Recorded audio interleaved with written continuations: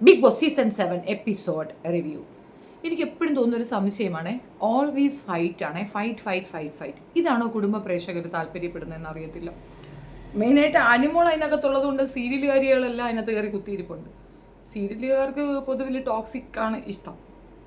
അമ്മായിയമ്മ മരുമോളെ തല്ലുന്നു, മരുമോൾക്കെതിരെ കുതന്ത്രം, അവിടെ നടി ഇങ്ങനെ അങ്ങനെ എന്തൊക്കെയാണ് സീരിയൽ. ഞാനൊരു സീരിയൽ ലവറല്ല, അതുകൊണ്ട് എനിക്ക് അതിനെപ്പറ്റി കൂടുതൽ അറിയത്തില്ല. പക്ഷേ ഇതിങ്ങനെ പറഞ്ഞ് കരച്ചിൽ നാടകങ്ങളാണ് സീരിയൽ എന്നാണ് ഞാൻ കേട്ടിട്ടുള്ളത് കേട്ടോ. സീരിയൽ ലവർ അല്ലാത്തതിൻ്റെ ഒരു റീസൺ എന്തെന്ന് പറഞ്ഞു കഴിഞ്ഞാൽ 24 hours കരച്ചിലാണ്. ഇവളുമാർക്ക് കരഞ്ഞ് തലയിൽ കിണറും വെച്ചുകൊണ്ടിരിക്കുന്ന കുറേ പെണ്ണുങ്ങളാണ്. സോ ആസ് യൂഷ്വൽ അതിൽ നിന്ന് വന്നൊരു പ്രോഡക്റ്റ് ആയതുകൊണ്ട് തന്നെ അനുമോളും ആ കരച്ചിൽ തന്നെയാണ് ഫോളോ ചെയ്യുന്നത്. പക്ഷേ ചില വിഷയങ്ങൾ കണ്ടിട്ടും കേട്ടിട്ടും പഠിക്കാതെ ഹൗസ്മേറ്റ്സ് വീണ്ടും അനുവിനെ തന്നെ ടാർഗറ്റ് ചെയ്യുന്നു. പോയ 5 പേരും നില മറന്നു.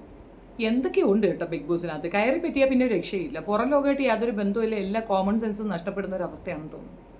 ഇതിൽ അപ്പാനി ശരത് ഞാൻ കണ്ടതിൽ വെച്ച് ഏറ്റവും വൃത്തികെട്ട ഒരുത്തനാണ് ഈ അപ്പാനി ശരത്. എന്ത് വൃത്തികെട്ടവനാണെന്ന് ആലോചിച്ച് നോക്കിയാണ്. ഇവനൊരു കോമൺ സെൻസ് ഇല്ലേ? ഇവൻ്റെ ഭാര്യ പുറത്ത് പ്രഗ്നൻ്റ് ആണ്. അത് മാത്രമല്ല അനുമോൾക്കാണെങ്കിൽ ഒന്നിനു മുമ്പേ നാക്കിൻ്റെ തുമ്പത്ത് ഈ ശാപം ഇരിക്കുകയാണ്. അതൊക്കെ ഫലിക്കൂലേ? ആ കുട്ടിയുടെ പ്രയാസത്തിൽ, അഗ്നിയറ്റം വിഷമത്തിൽ അങ്ങനെയൊക്കെ പോയി കാണിക്കേണ്ട വല്ല കാര്യമുണ്ട്? നിന്നെ ഞാൻ തീർക്കുമടി, നിന്നെ ഞാൻ തകർക്കുമടി. ആ വൈരാഗ്യത്തോടു കൂടിയുള്ള അയാളുടെ ആ വർത്തമാനം കേട്ടാത്തൊന്നും അനുമോൾ ഇയാളെ എന്തോന്ന് ഭയങ്കരമായിട്ട് ചതിച്ചെന്ന്.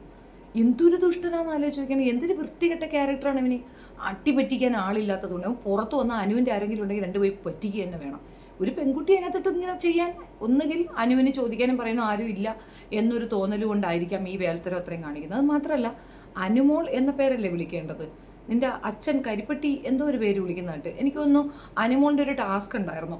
അനുമോൾ അതിനകത്ത് അവളുടെ ലൈഫ് ഹിസ്റ്ററി പറയുന്നുണ്ട്. അവർ അച്ഛൻ ഇങ്ങനെ കരിപ്പട്ടി കച്ചവടമാണ് എന്നൊക്കെ പറഞ്ഞിട്ടുള്ളൊരു കഥ പറയുന്നുണ്ടായിരുന്നു.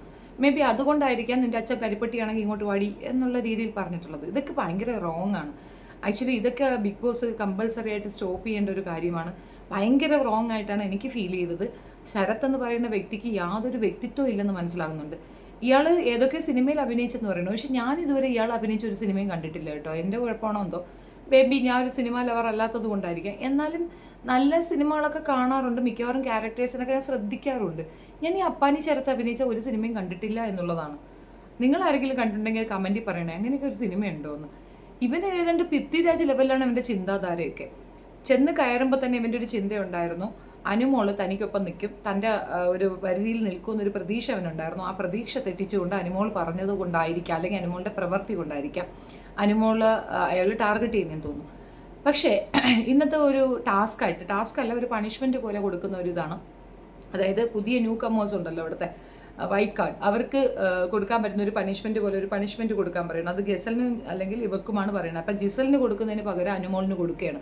മിണ്ടാൻ പാടില്ല, ആംഗ്യ ഭാഷ കൊണ്ട് വേണം സംസാരിക്കാൻ. പക്ഷെ നല്ല സൂപ്പർ സംഗതിയായിരുന്നു കേട്ടോ. അവർക്ക് ശരിക്കും ഇത് കഥ അറിയാമെങ്കിൽ നന്നാ പൊളിക്കാൻ പറ്റിയ ഒരു ടാസ്ക്കാണ് ആ കൊടുത്തിട്ടുണ്ടായിരുന്നത്. അതുപോലെ നെവിൻ, ഈ അപ്പാനി ശരത്ത് ഇതൊരു ഗെയിം ഫോക്കസ് ചെയ്താണ് ചെയ്യുന്നതുണ്ടെങ്കിൽ അനുമോളെ ടാർഗറ്റ് ചെയ്യാതെ നെവിനെയും കൂടെ ടാർഗറ്റ് ചെയ്യണമായിരുന്നു. അത് ചെയ്തിട്ടില്ല. അതെന്താ? അപ്പം നെവിൻ്റെ അടുത്ത് ചെന്നാൽ അവൻ നല്ല കൊടുക്കുമെന്ന് അവനറിയാം. ഇത് പെൺകുട്ടി ആയതുകൊണ്ട് കുഴപ്പമില്ല, അങ്ങനെ ഇങ്ങനെ എന്നുള്ളത്. അതേപോലെ തന്നെ ഷാനവാസും പോകുന്നുണ്ട് അവളുടെ കയ്യിൽ നിന്ന് ബൊമ്മ പിടിച്ചു വാങ്ങിക്കാനായിട്ട്. അപ്പോൾ ബൊമ്മ കൊടുക്കുന്നില്ല, പകരം അവൾ ദേഹം കണ്ട് അള്ളി കയറിയെന്ന് ഫുഡ് കഴിക്കുന്നിടത്ത് നിന്ന് ഷാനാസ് കംപ്ലയിൻറ്റ് ചെയ്യുന്നുണ്ട്. അത് മാത്രമല്ല ഷാനാസ് നന്ദിയുടെ കാര്യം പറയുന്നുണ്ട്. എനിക്ക് ഒരുപാട് ഇഷ്ടപ്പെട്ട ഒരു കണ്ടസ്റ്റൻ്റാണ് ഷാനവാസ്. പക്ഷേ ഈ നന്ദി എന്ന് പറയുന്നത് എന്താണ്? അതെന്താണ് ഈ നന്ദി എന്നതുകൊണ്ട് ഉദ്ദേശിക്കുന്നത്? അവിടെ പരസ്പരം ആർക്കും ഒരാൾക്കും അങ്ങോട്ടും ഇങ്ങോട്ടും ഒരു അനുഭാവവും കാണിക്കേണ്ട കാര്യമില്ല. ഓൾ ടുഗദർ അവർക്കിടയിൽ എന്തെങ്കിലും ഒരു പ്രോബ്ലം നടന്നാൽ അതിലിടപെടുക. ഇപ്പം അനീഷ് നന്ദി പ്രതീക്ഷിക്കുന്നില്ലല്ലോ. എനിക്ക് പക്ഷേ ഒരു ടെൻഷൻ തോന്നിയിരുന്നു, അനീഷ് ഒരു പടി കൂടെ ഷാനവാസിനെ പോലെ ജയിലിൻ്റെ മുമ്പിൽ വെച്ചിട്ട് അനുവിൻ്റെ അടുത്ത് അത് പറയുന്നു. പക്ഷേ അനീഷ് അത് പറയാത്തടുത്ത് അനീഷ് സൂപ്പറാണെന്ന് ഞാൻ പറയും. കാരണം ഇതിനകത്ത് നന്ദി പ്രതീക്ഷിക്കേണ്ട കാര്യമില്ല. നമ്മളെ മുമ്പിൽ വെച്ച് ഒരു അക്രമം നടക്കുകയാണ്. ആ അക്രമം കണ്ടാൽ നമ്മൾ എങ്ങനെ റിയാക്ട് ചെയ്യും എന്നുള്ളതിൻ്റെ ഒരു ഡെമോയാണ് ഈ ബിഗ് ബോസ്. അതിനപ്പുറം നന്ദി പന്നിയൊക്കെ എന്തിനാണ് അതിനകത്ത് പ്രതീക്ഷിക്കണമെന്ന് എനിക്കറിയാൻ വയ്യ. അവളെ ബൊമ്മ പിടിച്ചോറിക്കാൻ പോയിട്ടല്ലേ അവൾ അള്ളി കീറിയത്. നിനക്ക് ചുമ്മാ ഇരുന്നൂടെ?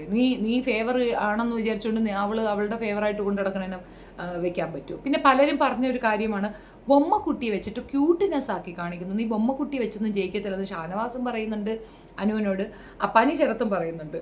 ബൊമ്മക്കുട്ടി ഒരു പ്രശ്നം അല്ല, ഞാൻ അറിയാത്തതുണ്ട്. നഴ്സറി സ്കൂൾ ലെവലിലുള്ള ടാസ്ക് കൊടുക്കുന്ന ബിഗ് ബോസ് പിന്നെ എന്തരാണ് എന്ന് പറഞ്ഞാണീ. അത് മാത്രമല്ല ബിഗ് ബോസും ഒരു പട്ടിയെ അതിനകത്തോട്ട് പറഞ്ഞു വിടുന്നില്ല. അത് പിന്നെ എന്തോന്നാണ്? അതൊരു മനുഷ്യനെ പറഞ്ഞു വിട്ടാൽ പോരെ? അയാൾ വരുന്ന അങ്ങ് ടാസ്ക് നോക്കുന്നത് ഈ ബൊമ്മക്കുട്ടി പോലത്തെ ഒരു ലെവലിലുള്ള സാധനം വെച്ചാൽ അങ്ങേരും കളിക്കുന്നത്. ബിഗ് ബോസിന് ബൊമ്മക്കുട്ടിയെ പറഞ്ഞു വിടാം, അത് കുഴപ്പമില്ല. അവൾ പറഞ്ഞു വിട്ടാണ്, അവളെ കയ്യിലിരിക്കുന്നതാണോ കുഴപ്പം. പിന്നെ ഏജ് വെച്ചിട്ടാണോ ഒരാൾ ബൊമ്മ വെച്ച് കളിക്കണമെന്നൊക്കെ പറയുന്നത്. ഏജ് ആണോ?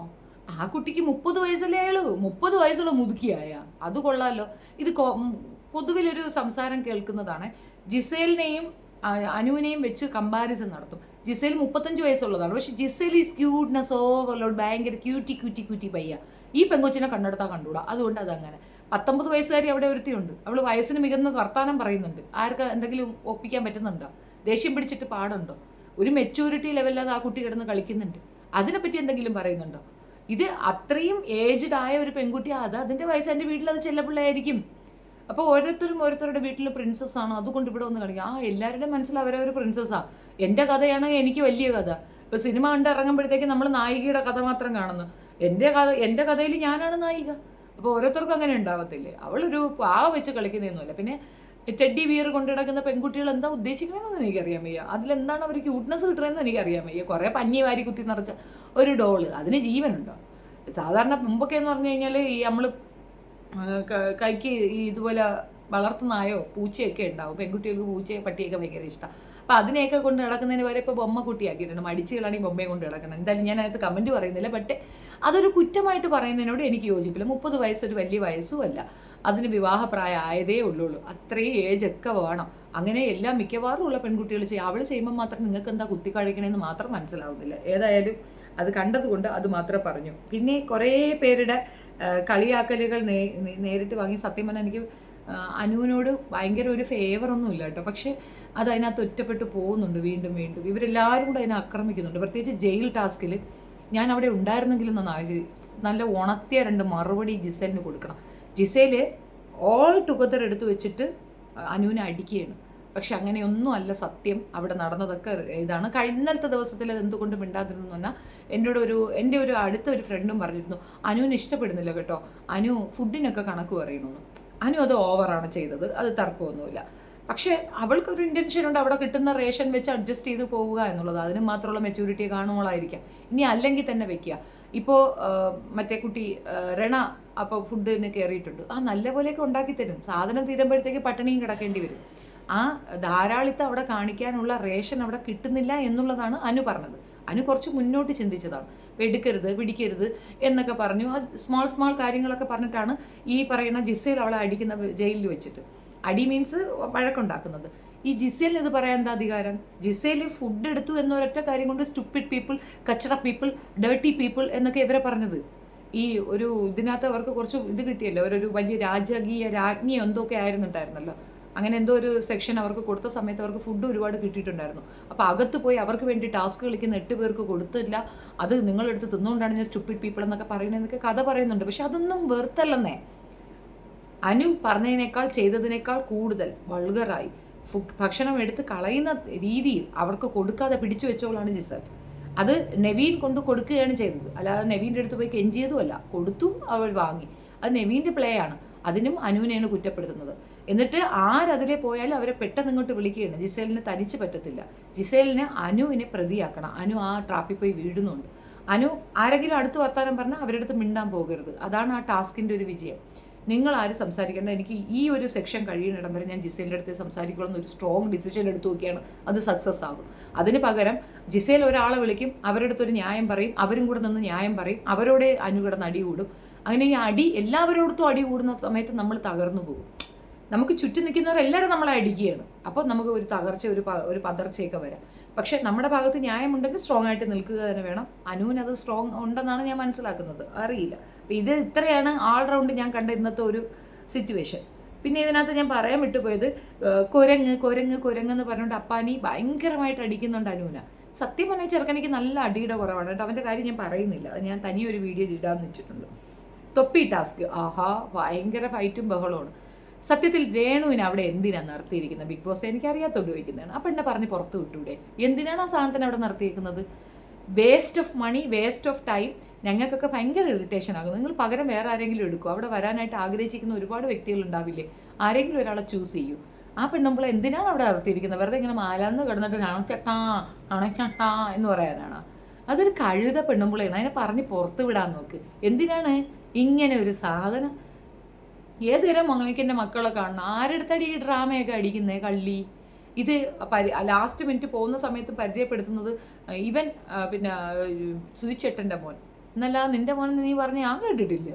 ഡയലോഗ് ഭയങ്കര കിണ്ണം ഡയലോഗൊക്കെ അടിക്കുന്നത്. എന്തരോ എന്തോ അതിനെ പിടിച്ച് അതിനകത്ത് ഇട്ടിരിക്കുന്നതിനോട് എനിക്ക് താല്പര്യമില്ല. പിന്നെ ജിസേൽ ആരാ മോളെന്നറിയാമോ? തലയ്ക്കകത്ത് സുനായും ഒക്കെ വെച്ച് ആ തൊപ്പി കെട്ടിവെച്ച് ഒന്ന് പറ്റിക്കാൻ നോക്കി ബിഗ് ബോസിനെ കൈയോടെ പൊക്കി. അവസാനം അവളും പോയി, പിന്നെ രേണുവും പോയി. രേണു പോയതാണ് ചിരിച്ച് മരിക്കാനുള്ളത്. സത്യത്തിൽ രേണുവിനെ പറ്റി ഷാനവാസ് പറയുന്ന വലിയൊരു സത്യമാണ്. ഞങ്ങളുടെ ടീമിൽ ഞങ്ങൾ രണ്ടുപേരേ ഉള്ളൂന്ന്. വലിയൊരു കാര്യമാണ്. ഈ രേണു കളിക്കുന്നതോ ഇല്ല, ആ തലയിൽ തൊപ്പി വെച്ചിട്ട് അത് വെച്ച് കാണിക്കുന്ന ബഹളം. അവരെ കൊണ്ട് ഒക്കത്തിൽ ഒരു ടാസ്ക് ഒന്നും ചെയ്യാൻ അവരെ കൊണ്ട് ഒക്കത്തിൽ. അടുത്ത ആഴ്ചയിൽ അവരെ എവിക്റ്റ് ചെയ്യുകയോ പ്ലീസ്, അവരെ എടുത്ത് ദൂരെ കളയുക. അവർ ഒന്നിലും ഒക്കെ വേസ്റ്റാണ്. അവിടെ ഒന്നും ചെയ്യാൻ നിൽക്കുന്ന ഇവരൊക്കെയാണ്. ഒന്നിലും ഇല്ലെന്ന് തോന്നുന്നു. ഒന്നിലെന്ന് ഞാൻ ഒന്നിനും കാണുന്നില്ല. അതും ഇവളും പിന്നെ ഒരു സാബുമോൻ, ഇവർ 3 പേര് വേസ്റ്റാണെന്നാണ് എൻ്റെ ഒരു അഭിപ്രായം. നിങ്ങളുടെ അഭിപ്രായം കമൻറ്റ് രേഖപ്പെടുത്തണേ. സത്യമായിട്ടും ബിന്നിയുമായിട്ട് രണയുടെ ഒരു ഫൈറ്റ് ഉണ്ട്. അത് കേൾക്കുമ്പോൾ സത്യത്തിൽ നമുക്കൊരു ആശ്വാസം തോന്നുന്നു. എനിക്ക് ആശ്വാസമാണ് തോന്നിയത്.